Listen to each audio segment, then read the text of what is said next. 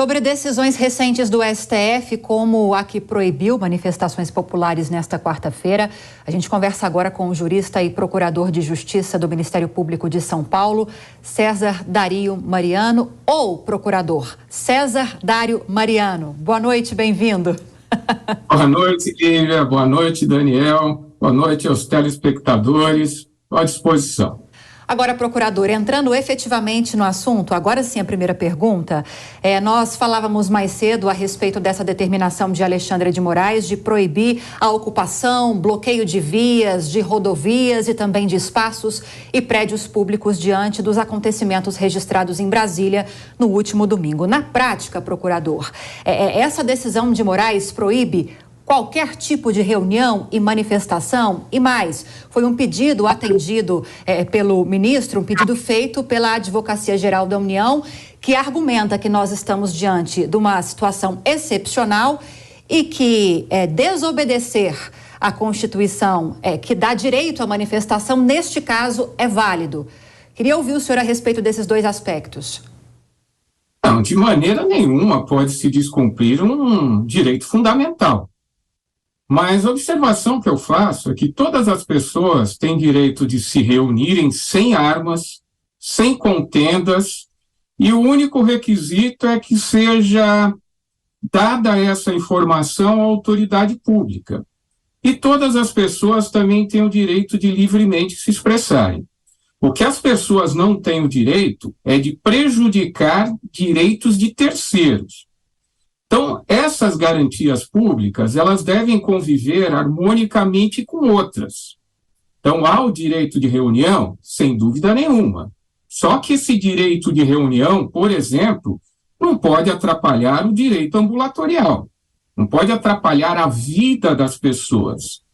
Então, o que acontece numa situação dessa? Vai haver uma manifestação, a autoridade pública é comunicada, e a autoridade pública, se verificar que o local indicado não é adequado, que vai atrapalhar, por exemplo, a passagem de ambulância, a entrada em hospitais, ela não vai impedir a manifestação. Isso não é possível, é um direito e garantia fundamental. O que ela vai dizer é o seguinte: aqui não pode, vamos fazer em outro local, porque eu não posso, a pretexto de exercer o meu direito, prejudicar o direito de outras pessoas. Esses direitos, eles devem conviver harmonicamente, de tal forma que um direito não prejudique, não aniquile o direito de outro.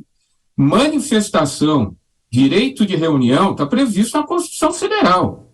Isso daí, nós não estamos numa situação de estado de sítio, estado de defesa. Há uma intervenção federal em Brasília. Em Brasília, até nós poderíamos pensar, pelo fato de termos lá uma comoção social, de não ser permitido uma manifestação, uma reunião próxima à Praça dos Três Poderes. Mas se houver uma manifestação fora dali, manifestação em que não haja violência, não haja grave ameaça, que seja uma manifestação pacífica, isso é direito das pessoas. Nós não podemos, de maneira nenhuma, porque houve uma situação dessa, restringir nossos direitos e garantias fundamentais. Isso é um perigo.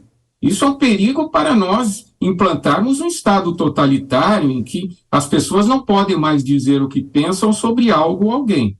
Isso não é possível no Estado democrático de direito. Pois é, doutor, após as manifestações, os atos violentos e de vandalismo no último domingo, a gente tem observado muita agilidade, celeridade por parte das autoridades nas tomadas de decisão, nos despachos, prisão dos manifestantes, o avanço nas investigações, também bloqueio de bens de alguns suspeitos, até prisões de autoridades e afastamento de governador. O senhor viu necessidade, achou razoável as determinações de prisão do ex-comandante da Polícia Militar do DF, assim como o ex-secretário de Segurança Pública do Distrito Federal, Anderson Torres, que está para chegar dos Estados Unidos, assim como o afastamento do governador do DF, Ibanez Rocha. Achou razoável? Era esperado ou viu exagero? Eu achei exagerado, extremamente exagerado. Primeiro, nós nem iniciamos as investigações ainda. Nós não temos condições de saber se essas autoridades efetivamente se omitiram dolosamente. Porque o artigo 13 do Código Penal, ele diz que a omissão é penalmente relevante quando a autoridade tinha o dever de impedir a produção do resultado desde que pudesse fazê-lo. E para que essas pessoas sejam responsabilizadas pelos mesmos crimes desses vândalos, desses baderneiros, desses extremistas, essa omissão deve ser dolosa. Ele deve ter intencionalmente se omitido. Ou seja, ele deve ter aderido à vontade daquelas pessoas e querer que elas efetivamente depredassem todo aquele patrimônio, ou no mínimo que assumisse o risco de que isso ocorresse. Ou seja, ela pode receber uma informação e pensar o seguinte: olha, vou deixar eles fazerem porque eu entendo que eles estão corretos. É uma omissão dolosa. Ou ele pode pensar o seguinte: olha, se acontecer essa invasão e depredação, dane-se. O primeiro é o dolo direto, o segundo é o dolo eventual. Agora, se ele foi simplesmente imprudente, negligente, é uma conduta culposa. E não há possibilidade de uma participação culposa em um crime doloso.